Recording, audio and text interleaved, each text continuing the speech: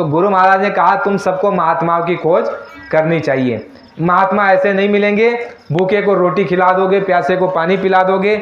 उस समय पर ये इच्छा मन में रखना कि कोई महात्मा मिल जाए, तो तुमको जो है महात्मा बुला लेंगे या वो तुमको मिल जाएंगे। और जब वो तुमको मिल जाएंगे तो वो तुमको क्या सुनाएंगे, तुमको वो सत्संग देंगे। और कहा गया है कि बिन सत्संग विवेक ना होई, तुम्हारे अंदर वो विवेक को जागरूक कर देंगे। और रावण के अंदर कहा जाता है कि ज्ञान बहुत था लेकिन बिना सत्संग के विवेक नहीं आता।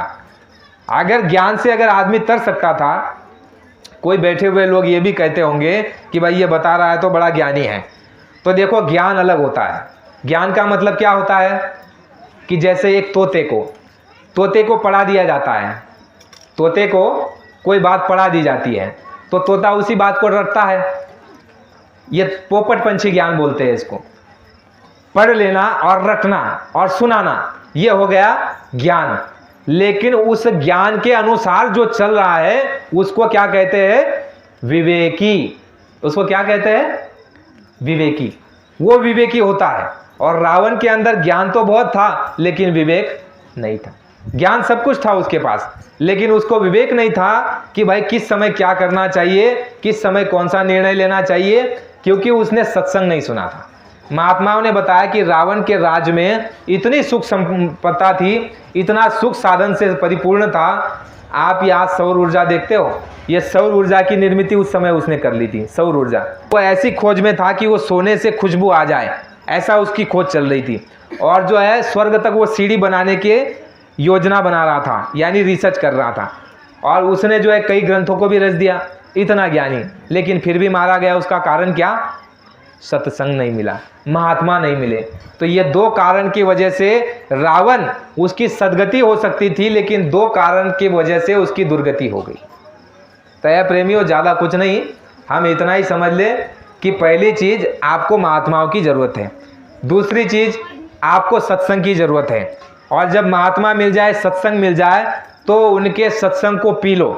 पीने का मतलब है सुनना नहीं, इस तरफ से सुन लो इस तरफ से निकाल दो, उसको सत्संग और विवेक नहीं कहा।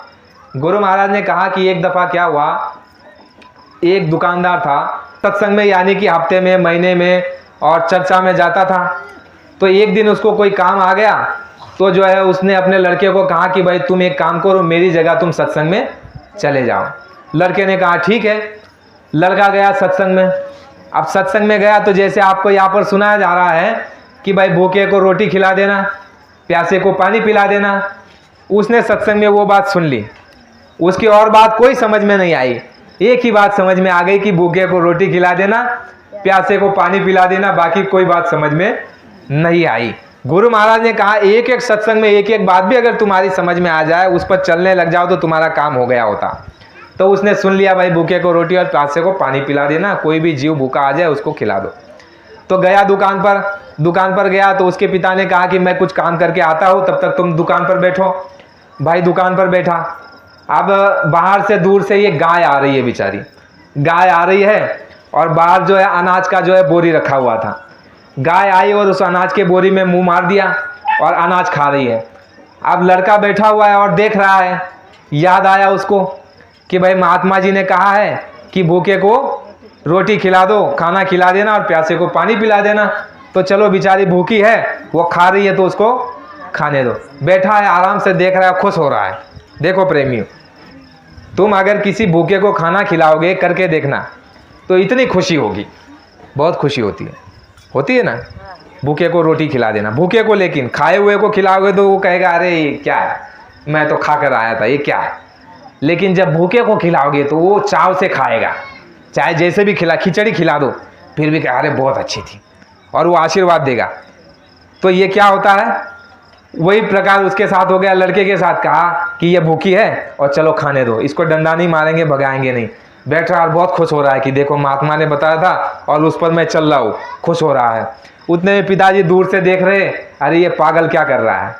दूर से दौड़ते दौड़ते आए और लड़के के सामने कह दिया, अरे बच्चा ये क्या कर रहा है, ये तूने क्या कर दिया। कहा पिताजी क्या हुआ। अरे कहा कि तू कहाँ गया था, तू कहाँ गया था। बोले मैं तो सत्संग में गया था, आपने सत्संग में भेजा था, मैं वहाँ गया था। कहा कि क्या सुन कर के आया। कहा वहाँ बताया भूखे को रोटी खिला दो, प्यासे को पानी पिला दो। तो ये भूखी है बेचारी, तो ये अनाज खा रही है। अरे ऐसे तो तू बर्बाद हो जाएगा, अगर ऐसे बात को मान लेगा तो तू बर्बाद हो जाएगा। अरे पागल, देख मैं कितने दिनों से सत्संग में जा रहा था, लेकिन देख जैसे सत्संग से उठता था तो ऐसा धोती का ऐसे पल्ला झाड़ देता था। क्या करता था?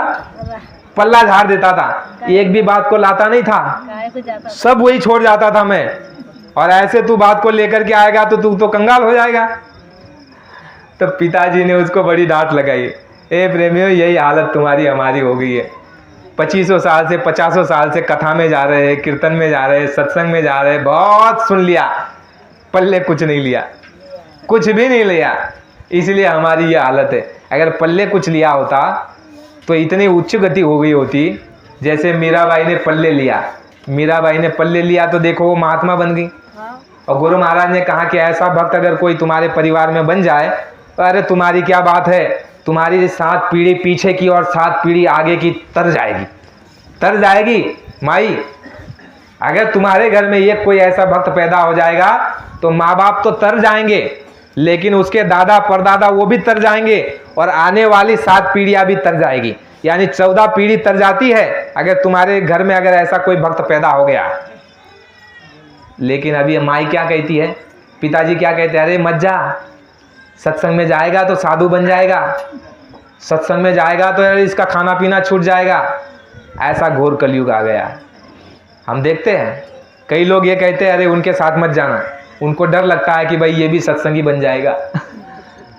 पहले के लोगों को अपने बच्चों को सत्संग में भेजते थे।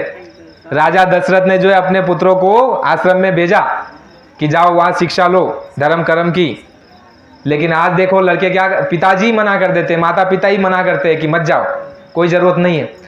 और अगर माता पिताओं ने अपने धर्मों का निर्माण नहीं किया और लड़का और लड़की अगर जो है नालायक निकल गई और गलत रास्ते पर चली गई तो बाबा जी ने कहा कि उसका फल तुमको भी भोगना पड़ेगा, माँ बाप को भी भोगना पड़ेगा, क्योंकि तुम्हारी जिम्मेदारी थी, तुम्हारी ड्यूटी थी कि अपने बच्चों को अच्छी शिक्षा देना, अच्छी संगत में भेजना, लेकिन तुमने उस पर ध्यान नहीं दिया। और वो अगर लड़की अगर बदतमीज निकल गई, नालायक निकल गई, किसी का हाथ पकड़ करके निकल गई, लड़के अगर चरित्रहीन निकल गए तो उनके जो पाप बनेंगे उसमें से तुम भी भागीदार बनोगे। अगर भक्त बनने से तुम तर सकते हो, अगर मान लो निम्बा भाई है, आप बैठे हुए हैं, हम बैठे हुए हैं, हमारे घर में हमारे लड़के अगर भक्त बन गए, भक्त प्रहलाद जैसे, भक्त हनुमान की तरह, तो वो हम भी तर जाएंगे। लेकिन अगर वो भक्त नहीं निकले, वो अगर नालायक निकल गए तो तुमको हमको उसका फल भोगना पड़ेगा। बात समझ में आई? सिर्फ तरने की बात नहीं है, डूबने की भी बात है। इसीलिए पहले के लोग अपने पेट से अच्छे जन्म मिले, अच्छी जीवात्मा हमारे पेट से जन्मे, इसलिए जो है पूजा पाठ तीर्थ व्रत और गरीबों को भोजन खिलाते थे, इसी आशा से कि हमारे पेट से अच्छी आत्मा ने जन्म लेना चाहिए, और अच्छी आत्मा ने अगर जन्म ले लिया तो पूरे कुल का उद्धार कर देती है। अब ये जो भाई है ये तो 7 पीढ़ियों को तार देंगे, पीछे की 7 और आने वाली 7।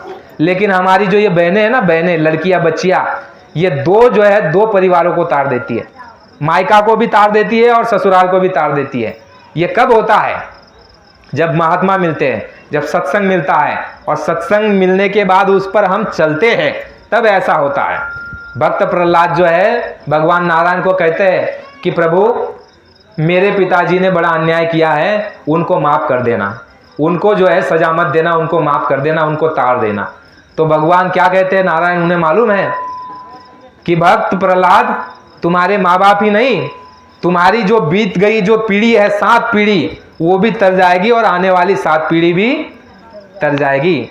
तो ऐसे बच्चों को हमको आपको पढ़ाना सिखाना चाहिए, अच्छी शिक्षा देनी चाहिए, अच्छी संगत में उनको भेजना चाहिए, सत्संग में लाना चाहिए, और अच्छे मार्ग पर वो चले तो वो अच्छा करेगा तो उसका फल भी तुमको मिलेगा, बुरा करेंगे तो उसका फल भी तुमको हमको भोगना पड़ेगा।